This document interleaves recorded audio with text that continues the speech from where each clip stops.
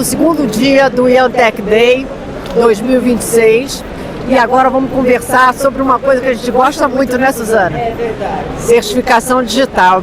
Então, o Edmar Araújo, que é diretor da ANCD, que é a Associação Nacional de Certificação Digital, ele vai conversar com a gente sobre muita coisa. Então, primeiro de tudo, eu queria que você falasse sobre a próxima reunião do Comitê Gestor, que vai ser dia 24, se não me engano.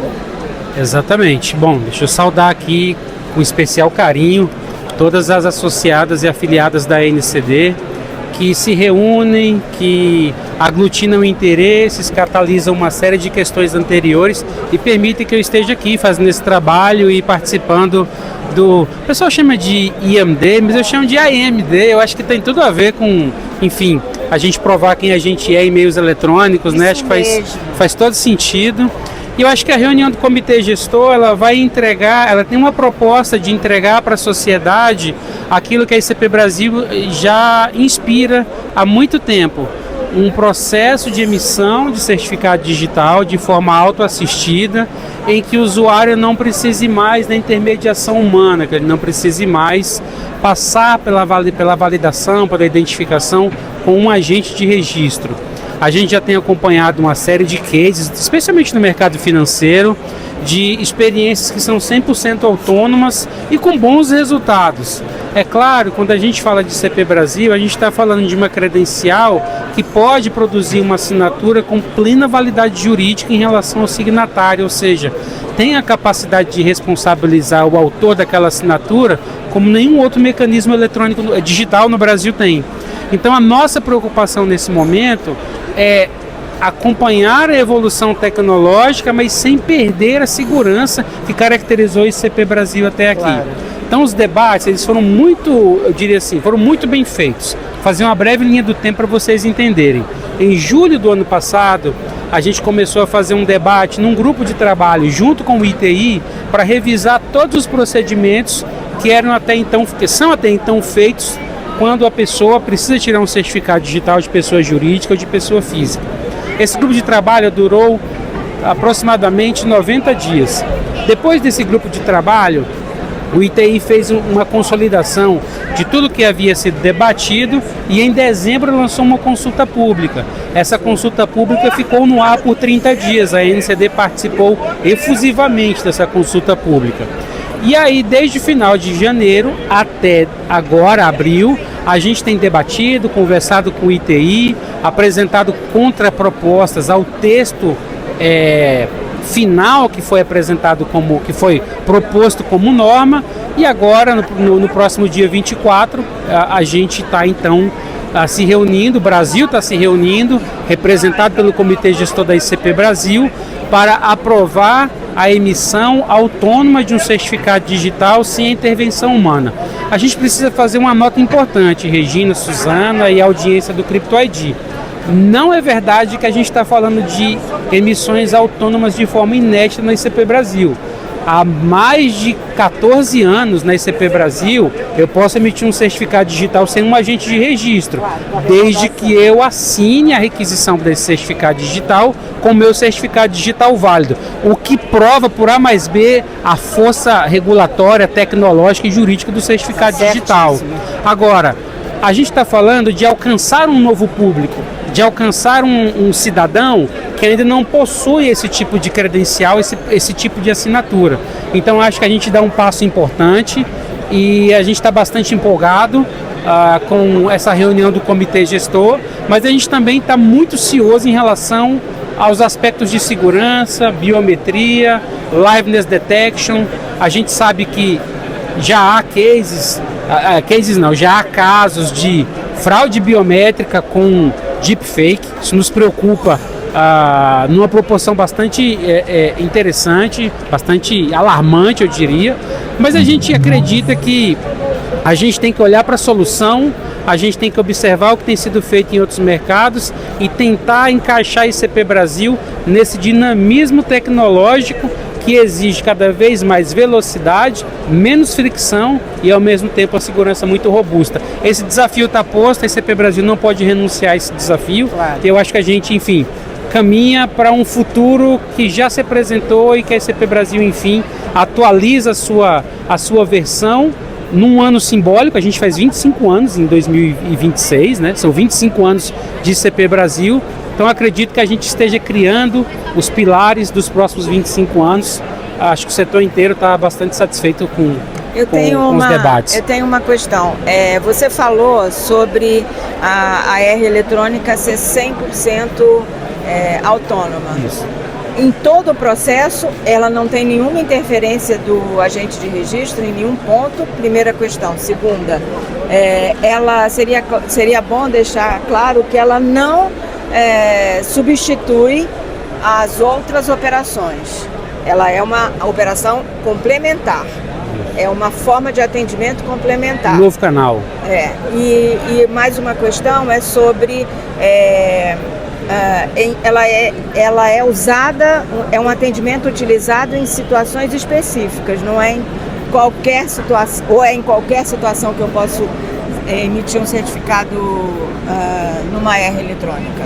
Boas perguntas, Suzana. Vamos lá. Primeiro, é um processo 100% autônomo. É um processo em que o interessado em ter um certificado digital, ele faz toda a operação. Ele vai acessar o aplicativo da C, ele vai prestar suas informações, vai subir documento, vai fazer evidentemente ali o cara crachá, né? Que a gente está acostumado com as fintechs. Então é um processo 100% autônomo.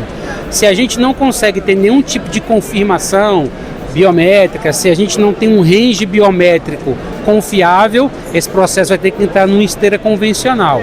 Outro ponto super importante: certificado digital da R eletrônica só pode ser para pessoa física e apenas será emitido em nuvem. Então tem muita gente preocupada, meu Deus, o mercado vai derreter. O mercado não vai derreter. Na minha opinião, é um meio para aquelas verticais que estão muito consolidadas. Vou dar um exemplo para você. Vamos pensar nos médicos que já usam o certificado digital em larga escala. Então a gente tem um médico que atua em 2, 3, 4 hospitais, e um belo dia esse médico, às 8 horas da noite, o plantão dele vai até às 7 da manhã, o certificado dele expirou no meio do expediente. Ele precisa do certificado para continuar fazendo os atendimentos, para logar, para acessar prontuário, para assinar, e o certificado está revogado. O que ele vai fazer? Pedir o certificado do colega emprestado? Chamar um agente de registro às 8 horas da noite? Não é conveniente. Ele vai abrir uma sessão autônoma e em questão de 2, 3 minutos o certificado estará emitido, ele poderá voltar a trabalhar. Então, nessas verticais que estão muito consolidadas e que os usuários são o que a gente chama de hard user de tecnologia, eu acho que a eletrônica vai que é uma beleza, como dizia meu pai. Agora, a gente tem que olhar para o Brasil como um todo. E ao olhar para o Brasil como um todo, o ano passado eu tive acesso a uma pesquisa, acho que é do Instituto Brasileiro de Alfabetização, que pela primeira vez incluiu o digital nessa pesquisa. E o nível de capacidade de execução de tarefas em internet do brasileiro, estou falando do brasileiro a partir dos 15 anos, até o brasileiro com 64, que é o que a gente acredita, que é uma pessoa que aos 15 anos já deve estar alfabetizada, e aos 64 é uma pessoa que já está iniciando o seu processo de saída da atividade laboral, vai se aposentar, vai fazer outra coisa.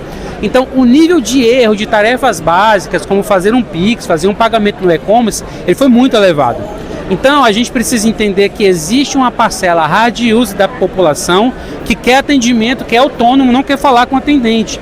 Mas a gente também precisa entender que continuará havendo uma parcela da população que não consegue fazer a utilização dessas ferramentas. E mais do que isso, existe uma parcela da população que consegue fazer, mas não quer fazer. Então, o que a gente faz? A gente fecha os canais para o hard user e ele continua indo para a esteira de todo mundo? Ou aquela pessoa que é hard user, como eu, você, a Regina, tanta gente que está assistindo essa entrevista, gostaria de ter?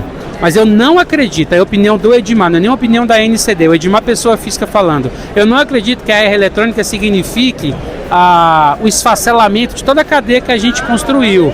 Eu particularmente acho que é mais um canal que se conecta facilmente a verticais de serviço para a pessoa física, para a utilização em nuvem.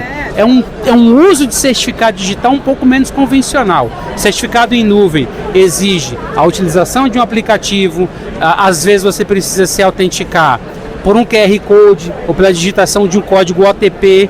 Então, por mais modal que isso seja para a gente que está acostumado com tecnologia, para outras pessoas isso não é.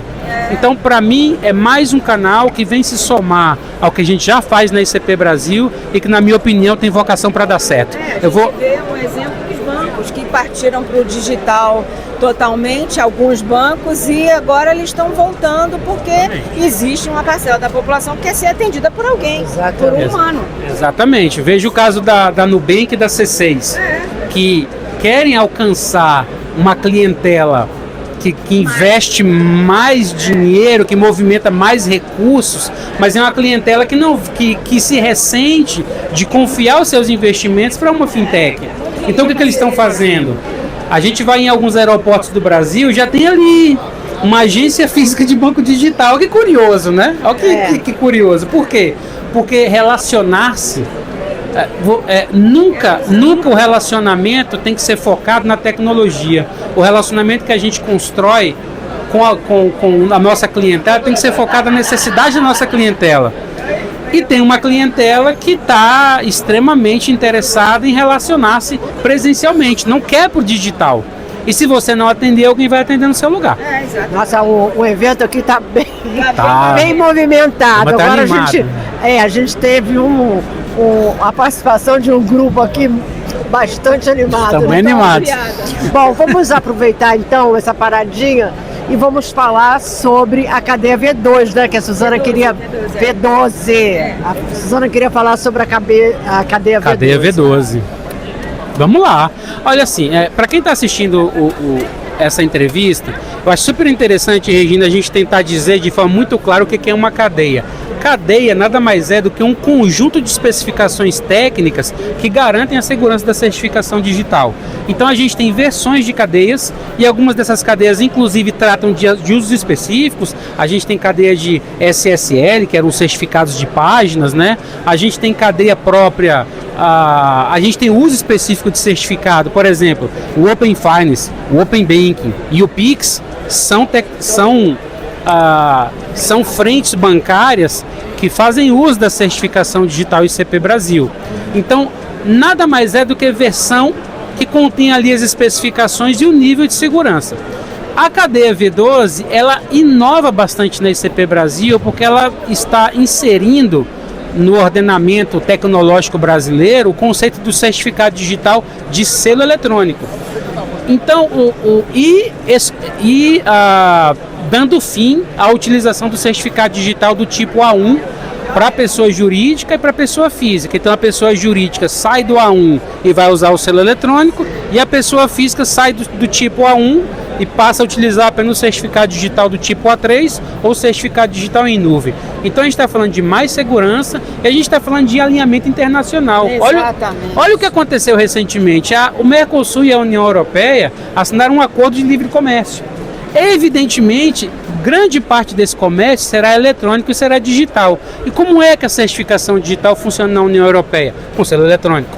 Então a gente precisa também estar alinhado a padrões internacionais para garantir que o comércio eletrônico brasileiro continue contando com a tecnologia ICP Brasil. Pouca gente sabe, mas aqui no Mercosul existe um acordo entre o Brasil e os países do Mercosul em que boa parte desse comércio entre países já é feito com certificado digital. Começou inclusive na gestão do nosso querido Marcelo Banz. Exatamente. Então assim, o que o Brasil está fazendo é dando um passo em termos tecnológicos, em termos de segurança, mais do que isso. É dando um passo para que esse acordo que já existe entre Brasil e nações do Mercosul para o reconhecimento mútuo de assinaturas, também o Mercosul possa fazer um acordo de reconhecimento com a União Europeia, e quando a União Europeia olhar para o Brasil, vai entender, olha, eles já têm selo eletrônico, estão 100% aderentes ao modelo tecnológico do EIDAS, que é o padrão da União Europeia. Então, eu diria que caminhar para acordos internacionais nesse sentido movimenta a economia, com tecnologia, com segurança, com continuidade do nosso modelo de negócio, de certificação digital, e acho que é colocar o Brasil na rota das grandes potências do mundo, não em termos de capacidade de produção ou de recursos. O Brasil, nesse sentido, é uma potência, mas a gente não pode estar dependente de outros padrões, dependente de que outras pessoas venham para cá trazer certificação digital, hardware, software. A gente teve o aniversário de 25 anos do ITI e o professor Mamana estava falando no final dos anos 70 do sonho de construir uma criptografia 100% nacional. Veja então, 25 anos após a ICP Brasil, que a gente tem uma infraestrutura de chaves públicas, que é criptografia assimétrica, com a sala-cofre e todo o hardware e software que opera esse hardware, produzidos 100% no Brasil. A gente tem total autonomia, proteção, auditabilidade e governança sobre a nossa tecnologia. Isso é um marco, isso é uma conquista que a gente não pode abrir mão. E agora, no momento de se relacionar com o estrangeiro utiliza a tecnologia dele, nós utilizamos a nossa, falando a partir de um mesmo protocolo, de um mesmo padrão, garantindo soberania e, com certeza, movimentando a economia internacional. Muito legal, mas toda essa evolução vai acontecer em etapas. Não é uma coisa que acontece de hoje para amanhã. Eu até gostaria mudar. Que fosse. Seria bem melhor, né? Mas enfim, mas não é assim, as coisas já acontecem paulatinamente. Eu tive o ano passado em Portugal, tive na Itália também e tive no Paraguai, tive em Assunção. Conversando com pessoas desses países sobre a ICP Brasil, especialmente aqui na América do Sul, América Central, Espanha e alguns países da União Europeia, mas eu diria especialmente aqui na América do Sul e Central, se PKI fosse futebol, se cada país fosse um campeonato de futebol, o Brasil seria para eles a Premier League. Para eles, nós somos o campeonato mais forte do mundo. Eu fiquei impressionado com a quantidade de elogios que a gente recebe sobre. Veja, aqui no Brasil, a gente trata meio no trivial. Eles são, assim, fascinados com o case do diploma digital. São fascinados com o case do processo judicial eletrônico. São fascinados com a questão da nota fiscal eletrônica, o volume que a gente tem de nota fiscal eletrônica. Nota fiscal eletrônica é realmente... Quando a gente diz que o empresário no Brasil cumpre uma série de obrigações acessórias com certificado digital, sem precisar ir a entidades públicas fisicamente, isso brilha os olhos da comunidade internacional.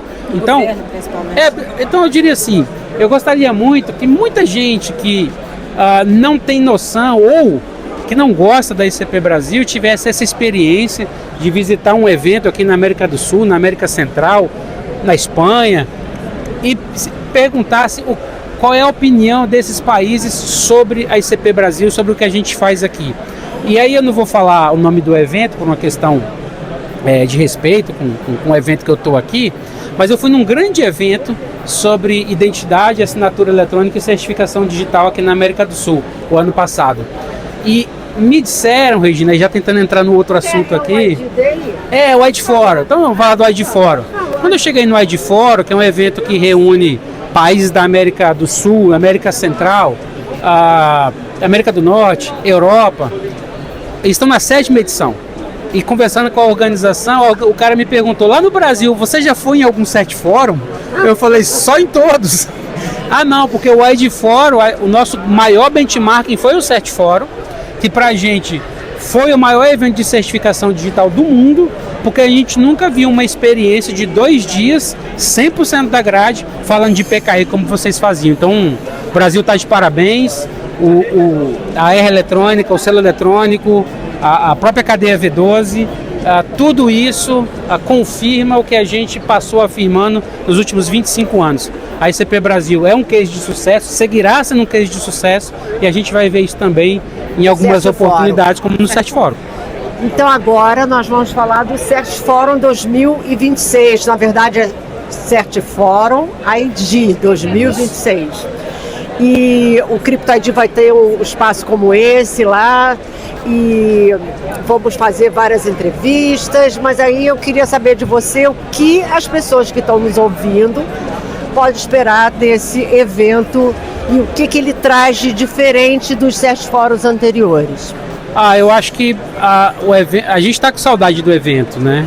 O CERT Fórum foi durante muito tempo, o grande ponto de encontro para discutir aquilo que interessa à sociedade brasileira em termos de certificação digital, assinatura eletrônica, e agora a gente tem o plus do ID no evento. Eu acho que muito mais do que uma mudança de identidade, é um fortalecimento da certificação digital, sendo considerada também uma política de Estado. O GovBR, muita gente esquece de falar, eu gosto de falar. O GovBR, quando a gente entra lá para fazer a autenticação, enfim, a gente pode logar com o nosso login do GovBR, pode logar com o nosso login de banco, mas pode logar com certificado digital, nativamente na aplicação. O que mostra que a certificação digital ICP Brasil integra a agenda de transformação digital do governo. Então acho que a gente está voltando, o Certiforum ID 2026, vamos ter uma pauta, na minha opinião, bastante remissiva aos 25 anos da ICP Brasil, aos 25 anos dessa jornada de muito sucesso, mas também uma jornada marcada por uma série de desafios. Mas a gente também precisa falar de futuro, a gente precisa falar de deepfake, a gente precisa falar de criptografia pós-quântica, a gente precisa falar de como que a biometria vai se inserir nesse contexto cada vez mais desafiador, né, com a inteligência artificial. Então é um Certiforum que celebra 25 anos, mas é um Certiforum que se preocupa com os anos que se avizinham, com a tecnologia que não vai esperar a gente se adequar para transformar o mundo. Acho que vai ser uma grade de programação muito rica, o ITI, a NCD, a Abrid, como sempre, com a sua batuta, organizando esse evento e dando aquele toque que a gente já conhece de profissionalismo, né? E também ter aí a participação de entes importantes. A gente pensa que a esplanada como um todo vai se fazer presente, né, no Certiforum. Claro. Não dá ainda para dizer assim, exatamente quem, porque os convites ainda estão sendo produzidos e enviados, então a gente ainda depende de uma série de aceitações, mas já tem coisa confirmada e na hora certa a organização do evento, a realização do evento, a Abrid e a NCD vão fazer essa divulgação. Acho importante lembrar, as inscrições já estão abertas e assim, as vagas são limitadas. A gente tem visto que todos os anos de Certiforum, muito próximo do evento, as inscrições fecham. Você que está assistindo, eu recomendo, faça agora a sua inscrição, dá pause no vídeo aqui, faça a sua inscrição e volta para cá para continuar essa entrevista, porque será um evento, na minha opinião, dos mais memorável, dos mais importantes que a gente fez nos últimos tempos. Eu acho, sabe, a gente tem falado muito isso no Crypto ID, o Certiforum não é mais um evento restrito à indústria da certificação digital ou ao governo. Eu acho que toda empresa que está estudando e pratica o onboarding digital deveria estar nesse evento. E por quê? Não é só sobre certificação digital, nós vamos ter também a indústria de identificação. Exatamente. Então, quando você junta, a gente tem falado muito isso, quando você junta 50 milhões de SINs, que é a Carteira de Identidade Nacional emitida, que nós fizemos a última conta, deu 38,5 estônias. Significa a emissão da SIM no Brasil até o momento, março de 2026. Você junta 175 milhões de transações no GovBR. Você une a crescente emissão de certificado digital. Hoje a gente já está emitindo mais de 1 milhão, né? Mais de 1 milhão por mês. Por mês. Então, quando você une todo esse arcabouço de segurança, as pessoas que estão trabalhando com o onboarding digital não podem ignorar isso. Porque o que acontece? Vem as indústrias internacionais, são muito bem-vindas ao Brasil, mas precisam começar a olhar o que nós temos já no Brasil, que é um exemplo de várias credenciais fortes, e começar a fazer uso disso. Integrar, porque muitas vezes a indústria que não é do Brasil, a não brasileira, que vem de fora, ela vem tentar reinventar uma coisa que nós já temos. Com certeza. Você mesmo citou isso ontem. E assim, Suzana, eu acho que cabe uma nota aqui sobre a carteira de identidade nacional. A gente não está falando apenas de um novo documento de identidade que vai substituir o RG. Não, é muito mais do que isso. A carteira de identidade nacional, ela tem uma arquitetura extraordinária, que permite que os estados continuem fazendo a emissão do RG, mas é um RG genuinamente brasileiro. Como é que é o RG atual? São Paulo tem um modelo, Brasília tem um modelo, a Bahia tem um modelo, o Rio de Janeiro tem um modelo, o Rio Grande do Sul tem um modelo, a Paraíba tem um modelo, o Rio Grande do Norte tem um modelo. E a gente quer acreditar, por exemplo, que um policial rodoviário federal conheça todos, no momento de fazer uma abordagem. Gente, o modelo de identidade que a gente tem no Brasil favoreceu durante muitos anos a devida identificação, mas atualmente ele não responde mais aos desafios. Então a carteira de identidade nacional tem um padrão único em todo o país. Se o Edmar mudar para São Paulo e precisa perder a sua identidade, precisar tirar uma segunda via, eu tirarei a mesma identidade, não tem mais número de RG, é o nosso CPF, então meu RG não mudará. E eu queria fazer uma nota aqui. Eu cheguei aqui no evento, vocês devem ter visto isso, mas parte dos atendentes aqui do evento são pessoas com síndrome de Down, que vêm atender a gente com a maior simpatia, que vêm tentar nos ajudar. Eu não fiz foto, não fiz imagem, porque eu acho que essas pessoas, enfim, não sei exatamente como é que essas pessoas se portariam a um pedido desse, ou os seus responsáveis se ficariam confortáveis com isso. Mas eu acho que a gente está falando de um mundo em que todo mundo precisa participar. A carteira de identidade nacional permite, por exemplo, que pessoas com transtornos possam colocar na carteira de identidade que são portadoras de transtorno. E isso evita uma série de problemas. Uma identidade dizendo que uma pessoa tem determinadas condições de saúde, gente, já elimina uma série de burocracias e dificuldades. E aí a gente está falando também de outra coisa sensacional, que é a identificação neonatal. Não existe direito antes do direito da identidade. Qualquer direito que o cidadão brasileiro precisa exercer, ele precisa primeiro ter exercido o direito à identidade. Então, moradores de rua no Brasil, que muitas vezes sofrem, já sofrem uma série de dificuldades, não têm onde morar, não têm o que comer, por vezes são vítimas de violência. Essas pessoas, quando precisam acessar o serviço de saúde, têm dificuldade porque não têm uma identidade. Essas pessoas, às vezes, quando falecem na rua, tem dificuldade porque não tem uma identidade. Então assim está resolvendo o neonatal, assim vai resolver a questão da identidade dos moradores de rua, assim vai resolver a identidade das pessoas que têm alguma necessidade especial, assim verdadeiramente será uma identidade com a cara do Brasil. Um Brasil diverso, multirracial, com a população bela, rica culturalmente e que enfim terá um documento de identidade brasileiro, nacional, com todos os padrões mais modernos de segurança, mas 100% produzido no Brasil, com tecnologia que a gente conhece. E uma coisa também que a gente noticiou, eu acho que foi semana passada, foi a primeira emissão da SIM no exterior. No exterior. Que foi em Portugal. A próxima vai ser no Uruguai. Paraguai. Paraguai. E na Itália também, né? E a Itália vai ser, também já está se preparando.